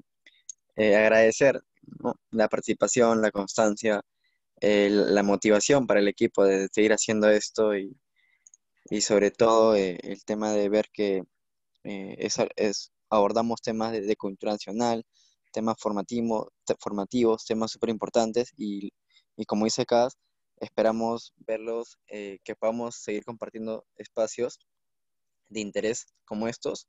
Y nada, y de nuevo repetirles que nos sigan en las redes, el canal de YouTube, el Spotify. Y nada, muchas gracias por todo y todos. Cuídense. Muchas gracias, Anthony. Pueden visualizar en la pantalla todas nuestras redes para que nos sigan. Sería muy grato que puedan compartir también, dado que si, digamos, que si las redes llegan a más personas, podemos impartir, podemos compartir mucho más y hacer llegar más allá también el conocimiento colectivo que estamos generando entre el equipo, entre las y los participantes. Alexa había encendido su micrófono. Alexa, si quieres compartir algo con nosotros y nosotras, adelante, por favor. ¿Qué tal? Buenas noches, chicos. Primero agradecer la presencia de cada uno. Ha sido una jornada bastante larga. Esperemos que se sigan uniendo y también únanse, síganos en nuestras redes sociales y también si alguno quiere unirse a este grupo, también escríbanos. En las diferentes regiones también hay representantes y esperemos que ese conocimiento llegue a más personas. Inviten a más personas, compartan el conocimiento. Es una forma también de difundir todo lo que nosotros estamos trabajando. Bueno, nada más, muchas gracias por estar acá el día de hoy. Gracias, Alexa. ¿Quién más que quiera compartir? Está Dafne, como dije, quizás Doris también, ¿no? Olenka, y cualquier otro participante, también Jorge del Castillo también está con nosotros, Jorge Castillo, perdón. Olenka, adelante, te escuchamos. Hola, ¿qué tal? Saludar a todos los participantes y agradecer a los exponentes también por muy buena información que nos han dado. También volver a recalcar, como nos mencionan nuestros compañeros, que toda la lucha y estos espacios son importantes porque en realidad la lucha ambiental frente a esta crisis climática no es ajena a todas las luchas que se viven en el contexto social, ¿no? El tema de los feminismos, el tema de movimiento social de trabajadores, los movimientos de pueblos originarios, todos ellos tienen vinculación con las luchas ambientales, con las crisis climáticas. Y justo también Gigi pone el tema de que faltan las 3 semanas para la huelga mundial online, hacerle las invitaciones a todos los participantes que todavía se encuentran conectados para poder sumar a esta huelga, ¿no? Debido al contexto, nosotros no podemos salir a las calles, pero no significa de que no podamos hacer sentir nuestras voces de acuerdo a los temas que venimos trabajando en relación a la crisis climática. Y bueno, eso, ¿no? Hacer las invitaciones, como ya lo dijo Alexa, estamos en distintas regiones, pueden participar a nivel regional, a nivel local, y sumarse, ¿no? Enterarse en nuestras redes sociales para poder ir enterándose cada viernes. Tenemos un tema en los cuales hacemos escuchar nuestras voces, ¿no? Muchas gracias, Olenka. También compartir, chicos y chicas. Adelante, Doris. Adelante, adelante. Disculpa por interrumpirte. Solo quería felicitarlos y que cuanto antes pongan el otro tema del viernes para poderlo difundir. El tema que viene para los carteles, ¿no? La huelga online me refiero. Ya, muchísimas gracias, Doris. Con respecto a la pregunta que acaba de mencionar Doris, el siguiente tema, ¿no? Que ya va a salir, y ahora sí vamos a agilizar un poco más los posts, las gráficas también. El siguiente tema es las crisis son crisis, en el sentido de que la crisis tiene que tratarse como tal, porque hay una crisis en específico que no se quiere visualizar, se hacen oídos sordos, no se quieren tomar medidas realmente que sean de solución, ¿no? Y me refiero a la crisis climática que estamos viviendo todos y todas. Si ustedes pueden visualizar, ahorita estamos en una crisis sanitaria que sí, varios países, la mayoría de países lo ha abordado como lo es, pero con respecto al tema de crisis climática, muchos países hasta el día de hoy ya van más de 25 COPs, por ejemplo, que no están tomando el tema como debería ser, no lo están abordando en toda su complejidad también. Y pues eso es lo que vamos a elevar el viernes, que se debe tratar a las crisis como crisis. En específico también hacer énfasis en el tema de crisis climática, ¿no? Porque en los años que nos están quedando son cortísimos. Compartirles también que como movimiento Viernes por el Futuro Perú y en las regiones, en Lima, en Arequipa, en Ucayali, en Piura, en Cusco y en las diversas regiones donde están los chicos, donde están los diferentes equipos articulando, nosotros creemos que es muy necesario generar tejido social y el tejido social construir con otros movimientos, entender también que las problemáticas de salud, de educación, del tema que acontece a las mujeres, de los pueblos originarios, de las distintas temáticas y las distintas luchas por por dignidad de vida prácticamente, no son ajenas a nuestras luchas, porque todo está conectado. Y nosotros hemos querido visualizar en todo ese recorrido de los más de 8 seminarios, hoy es el 9º, hemos querido visualizar, porque es eso, lo que nos queda, lo que nos queda por delante, es generar todo un tejido social que justamente pueda visualizar y pueda abrir esa pequeña puerta a ese cambio estructural que queremos y todos y todas, porque no estamos en tiempos de simples parches o cambios, entre comillas, aparentes, cuando al final todo sigue igual. Queremos un planeta que pueda abrazar, una nueva sociedad que pueda abrazarnos otra vez a todos y todas, y que esa misma sociedad también abrace a las demás especies y al planeta mismo, y podamos generar esta suerte para mejor calidad de vida para todos y todas, y deje de lado las desigualdades, ¿no? Recordarles que la temática de mañana es muy importante, que se viene ecofeminismos, que puedan compartir, por favor, para las personas que están en el chat, que puedan revisarlo, para las personas que nos siguen en redes sociales, se va a estar subiendo información, y también dar un mensaje, ¿no? Después de este viernes, viene el siguiente viernes, que la temática va a ser más que todo de formación para la acción, porque justamente debemos formarnos para darle más contenido a nuestras acciones, y después viene en 3 semanas la Jornada Mundial por el Clima, o que va a ser ahora la huelga online por el clima, ¿no? Que la temática es defender a los defensores. Se va a estar subiendo más información, pero es muy importante visualizar esto porque sobre todo el sur global, sobre todo Latinoamérica, por ese contexto geopolítico donde el norte global oprime al sur global, ¿no? Ha generado muertes, y los más afectados muchos han sido líderes indígenas, defensoras del territorio, y es muy importante visualizarlos porque a lo largo de esos últimos años en la lucha frente a la crisis climática no se les está visualizando como tal. Hay otras caras jóvenes que sí se les visualiza, pero son sobre todo europeas, pero las personas que realmente están poniendo sus vidas, sus cuerpos para defender el territorio, están siendo invisibilizadas, y esas personas son latinas. Muchas personas son peruanas, esas personas son del sur global, y va a ser muy importante hacer memoria de ello, visibilizarles y entender que como latinos, como parte del sur global, tenemos que construir una agenda propia para justamente poder visualizar ese cambio que todos y todas queremos, ¿no? Sin más nada, despedirme, mandarle un abrazo a todos y todas. Esta reunión se estará subiendo a las plataformas que se ha visualizado en pantalla, y muchas gracias por toda la disposición que le están poniendo tanto al equipo como a los participantes. Un abrazo. Por favor, perdóname, Gidi, también mencionar, hay una encuesta en el chat del Zoom, por favor, resolverla, es sobre la retroalimentación al equipo, los seminarios, si es que les gustó o no les gustó, sobre los seminarios que sienten que podría mejorar y que se han llevado, ¿no? de todas estas experiencias. Agradeceríamos que por favor lo resuelvan, está en el chat del Zoom. Muchas gracias y disculpa, Gidi. No tienes por qué disculparte, Carla. Es importante este cuestionario que menciona Carla, porque justamente queremos saber sus opiniones para saber en qué cosas podemos mejorar o posiblemente qué temas también quieren que tratemos para ver estos temas, para ver cómo podemos mejorar. Y recuerden que esta formación no es simplemente para formarnos, para que el conocimiento solamente se quede en nosotros, es para compartir con otras personas, es para generar conocimientos colectivos y sobre todo para generar acción hacia afuera, acción que realmente pida cambios estructurales. Sin más nada, un abrazo a todos y todas y cierro la sesión en breve. Cuídense mucho.